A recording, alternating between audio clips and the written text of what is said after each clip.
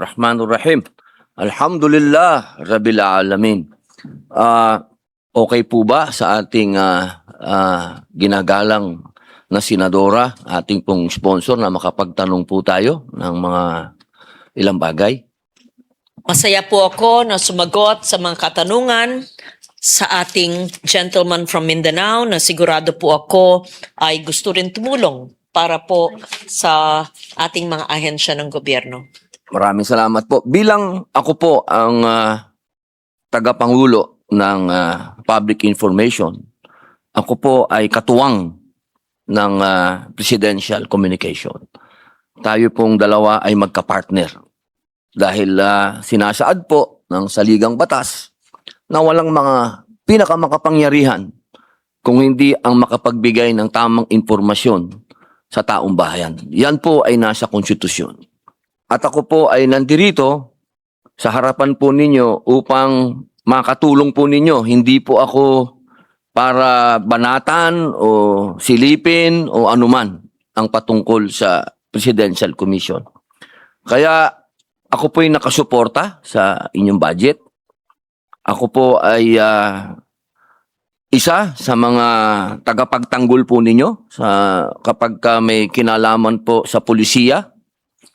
Ako po ay kailanman ay hindi na personal. Lahat po ng issue ko ay political. Hindi po ako kabilang sa mga bumabanat ng walang masasabi po nating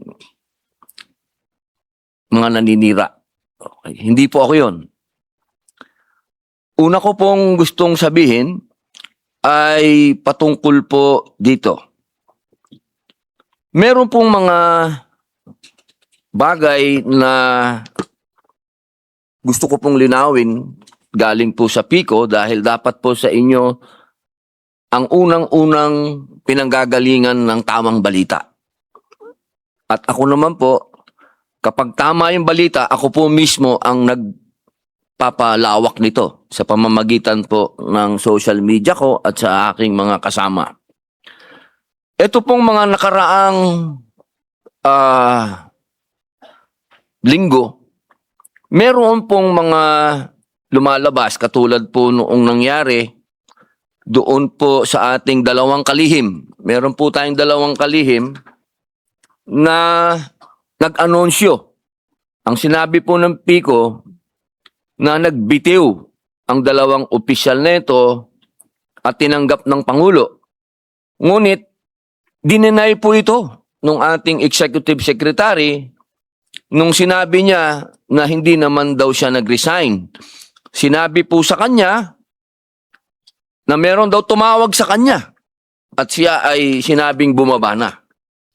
Ito po yung mga ganitong mga ganap ang hindi po nakakatulong para sa atin. Sapagkat nakukonfuse po ang tao. Opo. Bilang kayo po ang pamantayan at kayo po ang pinanggagalingan ng mga impormasyon, ano po ang pwedeng gawin ng PICO upang maiwasan po yung mga ganitong klaseng maling pahayag? Opo. I agree with you, Mr. President. Messaging is so important. Disinformation, misinformation, inaccuracy, lost in translation confuses the people. Even if you have good intentions, if you said it wrong, or if you intentionally meant to confuse, then that is wrong. And so, there must be clear source of messaging. Isa lang ang gagawa ng mensahe. Hindi pwedeng iba, hindi naman pwedeng nagsasalita, may balita na hindi na-vet, na hindi na-verify, na hindi nako-confirm. Hindi pwede yung akala, hindi pwede yung hindi alam, hindi pwede hindi nag-uusap.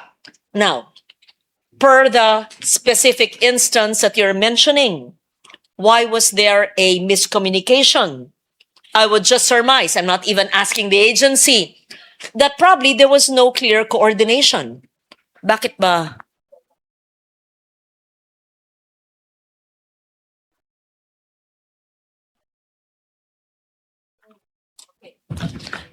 The PCO secretary says that the announcement given by the president himself was conveyed to the PCO, and that is the source of their declaration or their message.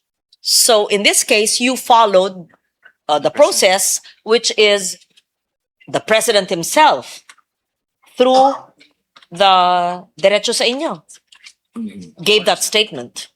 So parang sinasabi po, ginang na tagapangulo, na naglabas po kaagad ang USEC nila ng pahayag na hindi po ito opisyal? I am told that the undersecretary's statements emanated from the president. Yes, it was cleared. It was cleared. Cleared by whom? Cleared by me. Cleared by the secretary, and the secretary cleared it with the president. I was, yes, the information Yes. was relayed to me. Ang The ibig pong information- sabihin, opo, The information conveyed by the undersecretary was cleared with the secretary who cleared it. so yun po ang With the tamang president. impormasyon, hindi po yung kumakalat sa media. Kasi may kumalat po sa media na ang sinasabi ng ating dating executive secretary na hindi po yun ang naganap. So ang naganap po talaga yung sinasabi po ng ating USEC. Yes. Again, Yun po ang ano, para alam po natin Okay. kung ano talaga yung Maliwanag. statement. Opo. again, because this will go down in history, ha? Tas ako nagde-defend ng budget, ha? Opo. Hindi po ako privy sa sinasabi po nila. Ako ay taga-defend ng budget. Pero ito, hindi budgetary process ito. Ito'y kaganapan ng kasaysayan. Opo. Pero para po maliwanag, may mga side, you want to go. You can say it in the microphone, yeah. Just so that it's clear. Because I'm saying this so that it's clear that I am the messenger I'm trying to explain. According to the PCO, they cleared the statement with the president. Opo. Yan po ang pangahawakan natin ngayon. At yan Yes. po dapat ang malaman ng tao. Yes. Opo. Yung pahayag po ng ating dating We may or may not agree, we may or may not believe, but that is what is transmitted to me now Opo, dapat. Opo, by the opo. PCO. Opo. Dapat po kasi isa lang ang mensahe. Yes. At kung ano yung mensahe, yun po talaga ang dapat na malaman ng tao. Opo. Meron pa po akong pangalawang katanungan. Kapag ka sinabi po natin public information, naniniwala po ba ang PICO na dapat hindi ito political propaganda?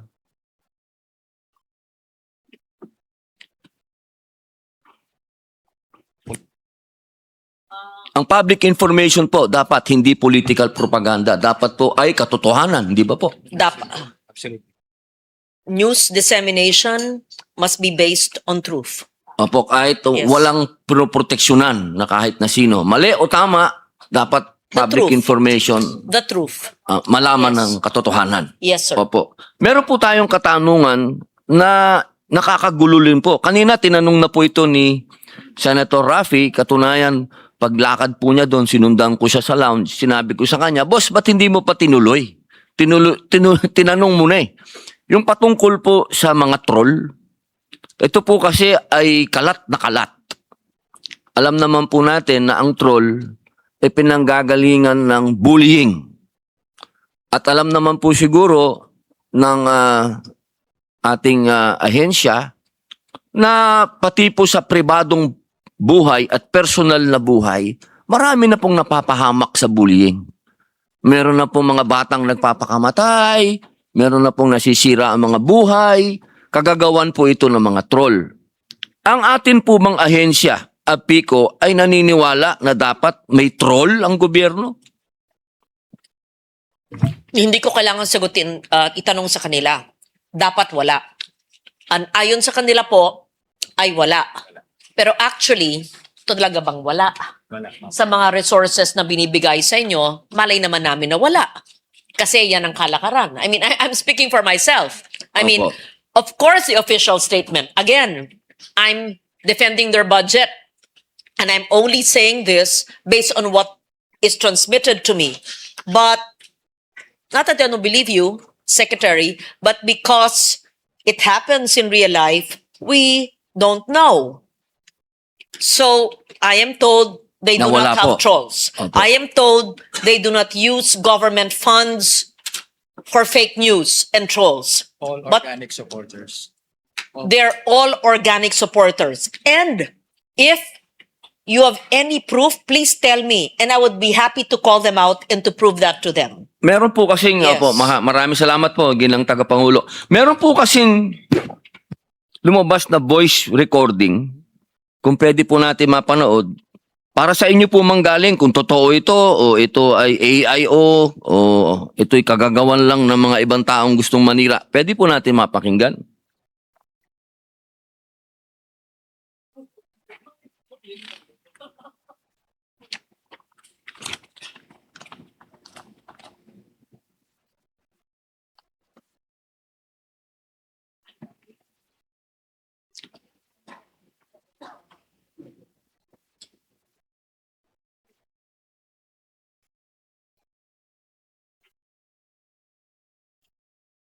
Habang wala pa po, ako po ay merong final na bill kasi. Ang tawag po natin dito ay Anti-Troll Farm Act. Kung pagbabasihan po natin yung sinabi ng ating mahal na senadora na ang gobyerno ay hindi dapat kinukonsinti ang troll farm, maaari po ba nating malaman Kung kung hawak na ayan na po. humingi ka na naman ng dagdag. Puro palpak naman yung mga vlogger mo. Pasensya na, madam. Ginagawa naman po namin lahat yung mga script na pino-forward sa amin eh. Sinunod naman po namin. Puro nga kayo palpak eh. Puro kayo hingi ng budget. Wala naman nangyayari. Ilan ba hawak mo na class A? Wala po akong hawak na class A. Puro class D lang po. 20 na troll. Sino yan?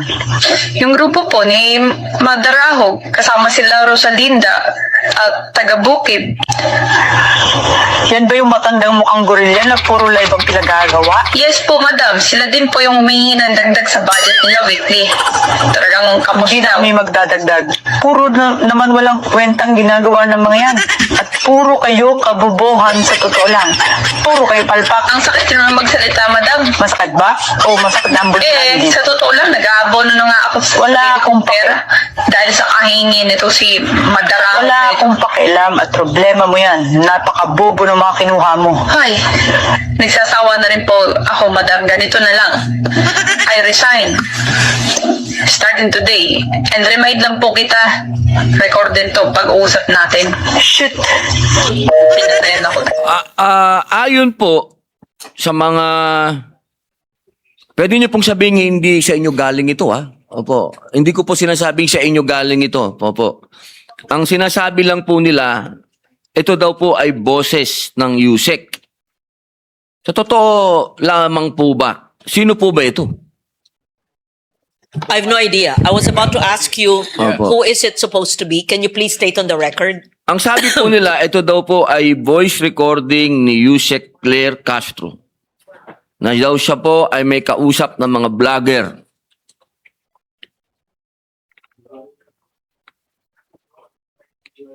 So hindi po, sa inyo po hindi galing sa kanya. Opo. Malayo po sa Instead of naming somebody that we're not sure of, why don't we send it to the NBI for voice print? Imbis na Yes, nangungula tayo, nagbabanggit tayo ng pangalan. Because You're I mentioning cannot- the name of Yusek or Attorney Castro. It's unfair for her. I-print nyo na lang sa voice print na lang sa NBI. Para I agree with hindi that. tayo masabi sa mga ganyang mga balitaan. Because I will give you an advice from Denzel Washington. Sabi niya, if you don't listen to the news, you're uninformed. If you listen to the news, you're misinformed. Ay, ganun lang.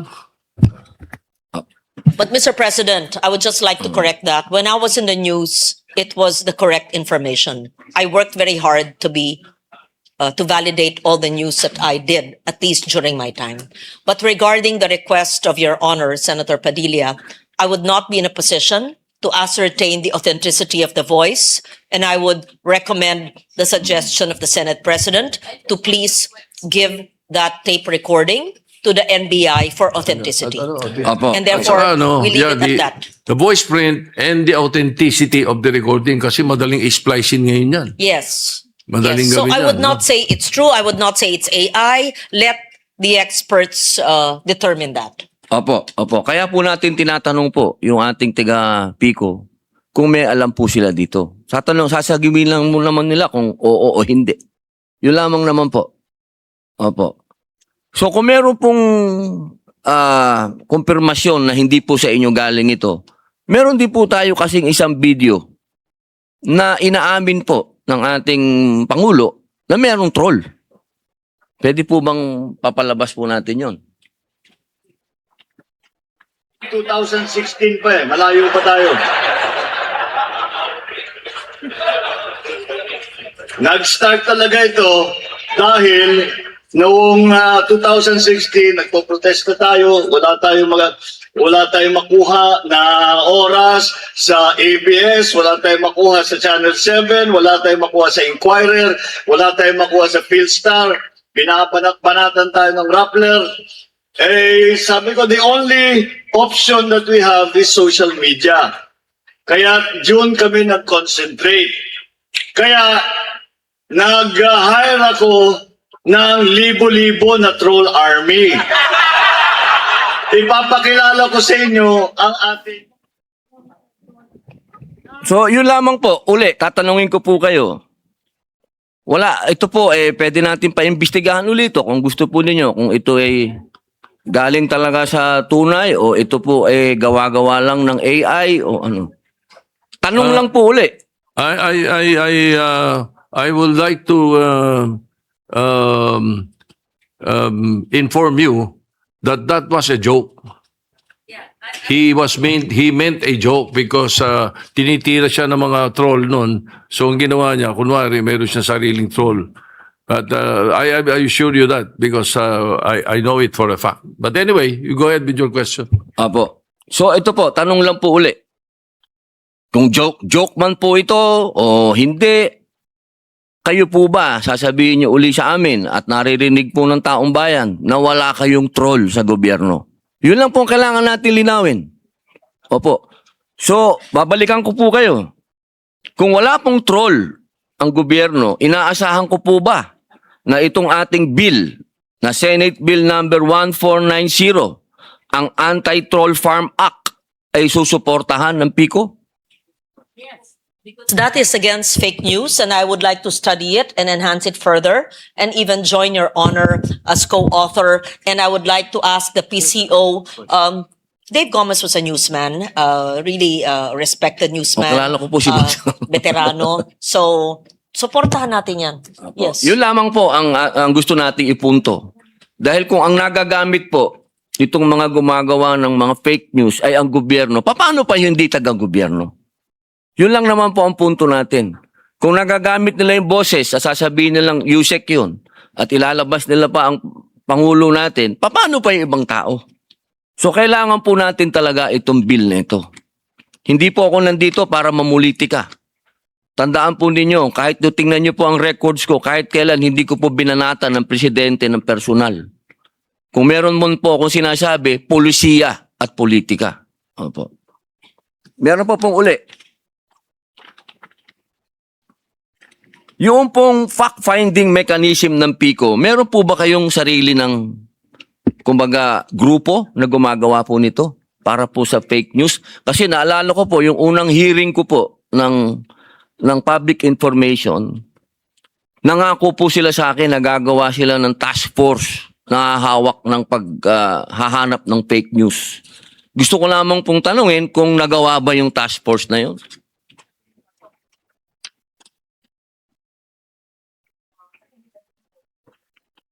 We have the digital media services. Who's the head? The digital media services. And they're supposed, that's the task of the digital media services. Where are you? Hmm? They're Meron supposed po. to do that. So meron na pong opisyal na halimbawa sa inyo pong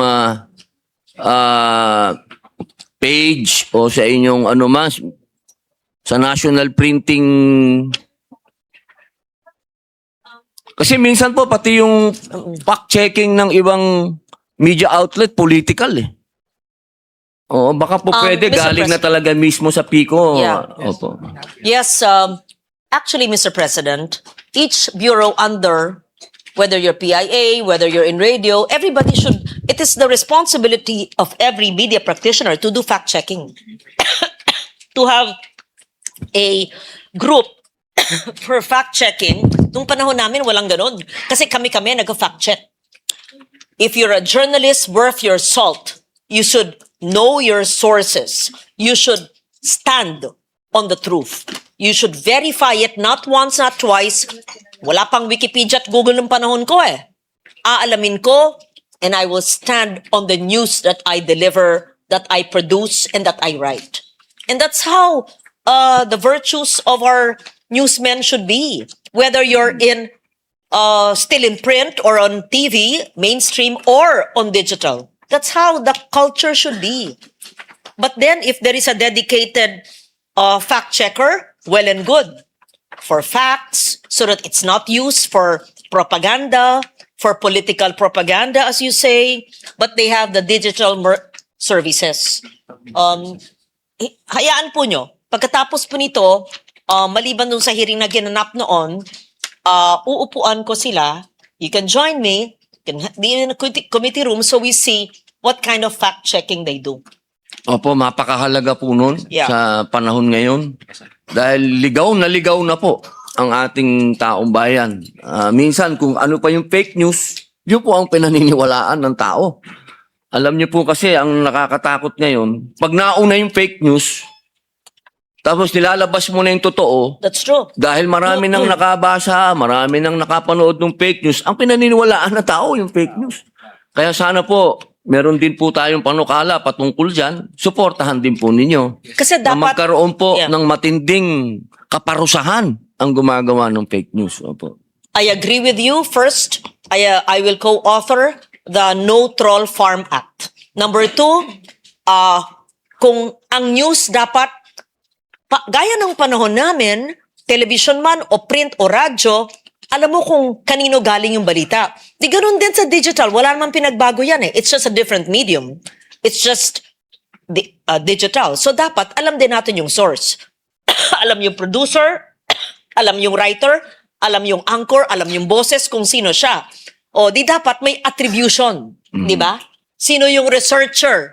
Para pag may mali, sino? Sino yung nagsabi? O di dapat may attribution, Opo. di ba? Opo. Tama po. Sang-ayon ako dyan. Galit na galit ako sa mga nag-iimbento or binabaliktad or binabali or may kakulangan lang ng common sense na mali-mali. Opo. Iba sinasadya, iba Karamihan po sinasadya.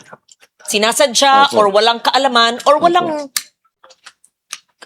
kakayanan. Opo. Tapos bigla na lang nagkaroon ng platform na libre, magsalita na wala naman pinanggalingan ng katotohanan. I agree with you. Salamat Yeah. po. Noong pong